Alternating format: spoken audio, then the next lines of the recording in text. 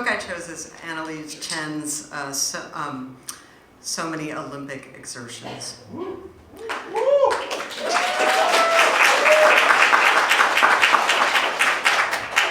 So Many Olympic Exertions is a moving novel about failure, about quitting as a subversive act, and about how the culture of winning and needing to win can deform us.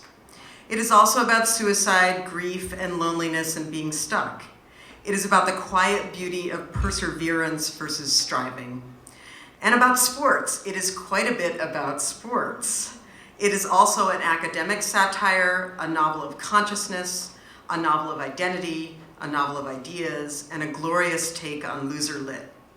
It is formally radical and inventive, and it perfectly captures what it feels like to be alive in this cultural and technological moment. Finally, I must tell you that So Many Olympic Exertions is hilarious. It is a wickedly funny book.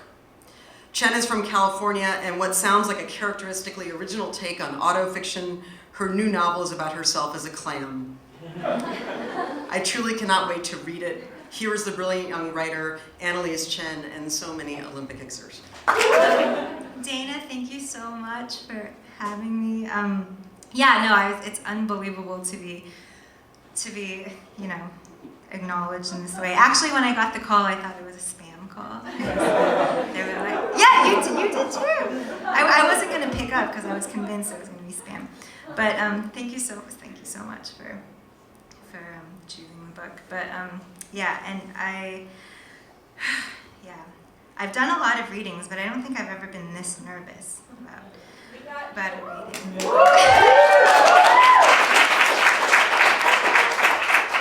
Okay. All right. Well, keep it short. Okay. I'm going to read about winners and losers. Okay. Whenever I can't get myself to go to the library, I say to myself, "You're a born loser." Then I'm propelled immediately to the library.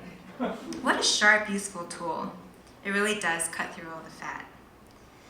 I got that one from Andre Agassi's dad, Mike Agassi. According to Andre's autobiography, Open, Mike Agassi was a classic tennis dad who withheld love from his kids, until they performed to his liking. By the time he got around to training Andre, the youngest of his 4 children, he already had years of coaching experience under his belt. Andre was the product of a new and improved system. For example, something Mike Agassi did parenting-wise caused Andre's older brother, Philly, to end up lacking a, quote, killer instinct. Technically, Philly was a great player, but he felt too much empathy for his opponents. He would even feel sorry for them if he won, so he wouldn't play as aggressively as he was able to.